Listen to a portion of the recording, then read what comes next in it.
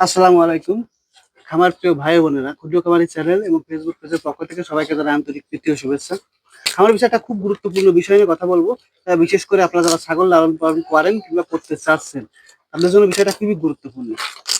আসলে যখন একটা ছাগল হাট থেকে কিংবা কারোর বাসা থেকে কিনবেন, কিনে এনে সর্বপ্রথম যে কাজটা করেন, আপনারা না অধিকাংশ মানুষই কিন্তু এই ভুল কাজটা করে। আপনারা আপনার বাসায় আনলেন, আনার পরেই কিন্তু আপনারা পরের দিন চেষ্টা করেন যে কীটনাশক দোষটা করানোর জন্য। এটা কিন্তু একটা চরম ভুল।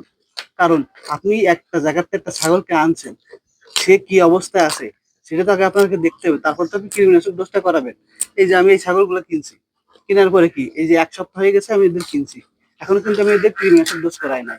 আমি শুধুমাত্র রেনাজিক, আপনারা এই দেখতে পাচ্ছেন রেনাজিঙ্ক, রেনাটা কোম্পানির একটা জিঙ্ক, আমি এদেরকে কিন্তু এই আপাতত এই কয়েকদিন জিঙ্ক সিরাপটা খাচ্ছি এবং সাথে কিছু দানাদার খাবার। আপনারা যে কাজটা করবেন, যখন একটা ছাগল কিনে আনবেন, সর্বপ্রথম কিন্তু কীটনাশক যে ডোজটা সেটা কিন্তু করাবেন না। সর্বপ্রথম এদেরকে কিছু ভিটামিন বা জিঙ্ক জাতীয় খাবার দিবেন এবং কিছু দানাদার খাবার দিবেন। দানাদার খাবার দেওয়ার পর যখন আপনার খামারের সাথে এরা একত্রিত হয়ে যাবে, আপনার খাবারের যদি অন্যান্য ছাগল থাকে তাদের সাথে যখন মিশে যাবে, তারপরে কিন্তু আপনারা কীটনাশক ডোজটা দেওয়ার চেষ্টা করবেন। প্রায় খামারে কিন্তু এই ভুল কাজটা করে। কারণ এক জায়গাতে এক জায়গা একটা ছাগল আসলে, ছাগলটা কিন্তু তার এমনি শরীরটাও ব্যথা লাগে, তার অন্য একটা পরিবেশে আসলে তার খাওয়ার প্রতি রুচি থাকে না।